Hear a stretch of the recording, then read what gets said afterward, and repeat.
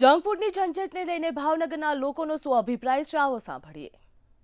ખરેખર બહુ ગંભીર બાબત છે। આ જે જંક ફૂડ જે બાળકો જે ખાય છે, જે પીઝા, બર્ગર, નૂડલ્સ આવી જે વસ્તુ ખાય છે, અને નાના નાના બાળકો આ મોબાઈલ, ટીવી ઉપર જોઈ અને વધારે બાળકો આ ખાવાની વસ્તુ પસંદ કરતા હોય છે।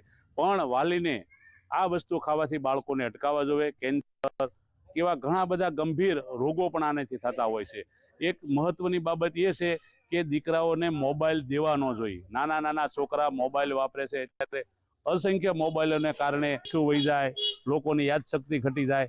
તો આવા જે બાળકો માટે જે ગંભીર બાબત છે એની પર ધ્યાન આપવું જોઈએ। આ વિષય ઉપર તો મારે ઘણું કહેવું છે, કારણ કે અત્યારે હાલની પરિસ્થિતિ એવી બની ગઈ છે, ઘરે ઘરે રોગચાળો આવી ગયો છે। બહારની વસ્તુ જેટલી ખાવામાં સારી લાગે છે ને, એટલી છોકરાઓ માટે હાનિકારક છે।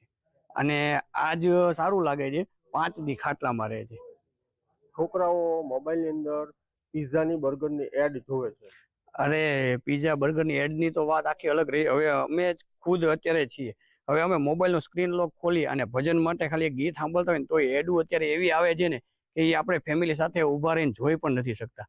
અને આજ રોજ જેટલું ટેકનોલોજી આપણે ભવિષ્ય માટે આગળ વધારવા માટે ટેકનોલોજી ખૂબ આકર્ષિત બની, એટલું જ તે મોબાઈલ એટલું છોકરાઓ માટે ભવિષ્યમાં હાનિકારક બન્યો છે। કારણ કે હું માતાઓ બહેનોને ખાસ નમ્ર વિનંતી કરું છું કે તમારા બાળકોને જે મોબાઈલથી આદત જે પાડી છે ને એને દૂર રાખો।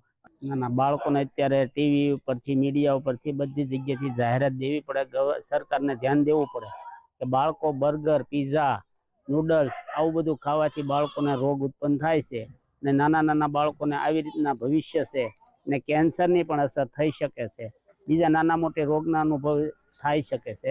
તો આ વિશે સરકારને ધ્યાન દઈને અને આ બધા માથે વધારે ધ્યાન દેવું પડે।